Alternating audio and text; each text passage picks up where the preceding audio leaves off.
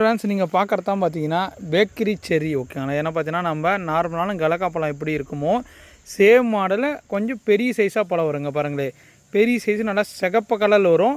Taste வந்து பார்த்தீங்கன்னா அப்படியே ஆப்போசிட்டாக இருக்கும். அது வந்து பார்த்தீங்கன்னா இனிப்பு புளிப்புமாக இருக்கும். இது வந்து பார்த்தீங்கன்னா ஒரு ப்ளம்ஸ் சாப்பிட்ற மாதிரி டேஸ்ட் இருக்கும். புளிப்பெலாம் இருக்காது, அப்படியே இனிப்பாகவே இருக்கும். ஆப்போசிட்டாக இனிப்பாகவே இருக்கும். இது பேர் இங்கிலீஷில் வந்து பார்த்தீங்கன்னா நட்டல் ப்ளம்னு சொல்லுவாங்க, ஸ்வீட் கலக்கான்னுவாங்க. ஓகே நாங்கள் பாருங்கள் பூக்கள் எந்த அளவுக்கு மல்லிப்பூ மாதிரியே இருக்கும். கொத்து கொத்தாக நம்ம ஊர் கிளைமேட்டுக்கு எவ்வளோ அழகாக வச்சுருக்குன்னு பாருங்கள். ஓகேங்களா.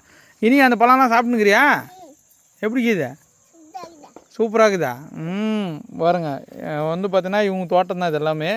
அப்பப்போ பழங்கள் பழுக்கும் போது வந்து பார்த்தீங்கன்னா பறித்து சாப்பிடும். அவரே டேஸ்ட் சொல்கிறான், இது நல்லா இருக்குதுப்பா நல்லா இருக்குதுன்னு. இங்கே பாருங்கள் இந்த மாதிரி நல்லா கொத்து கொத்தாக நிறையாவே காய்க்கும். ஓகே ஆனால் இனிப்பாகவே இருக்கும். நீங்கள் மொட்டை மாடியில் வைக்கலாம், வச்சுக்கலாம், நிலத்துல வச்சுக்கலாம்.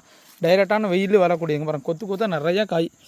நல்லா சூப்பராக இருக்குது. ஆனால் பாருங்கள் பழம் வந்து பார்த்தீங்கன்னா ப்ளம்ஸு சாப்பிட்ற மாதிரி டேஸ்ட் இருக்குது.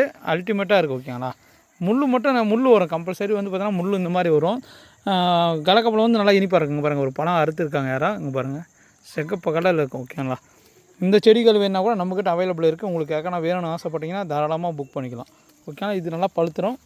இன்னும் 2 நாள் 1 நாள் பழுத்துருங்க பாருங்கள். பழத்தோட சைஸ் பார்த்துக்காங்க. இதுதான் நட்டல் பழம். இந்த செடிகள் நம்மக்கிட்ட ஃப்ரெஷ்ஷான செடி ஸ்டாக் இருக்குது.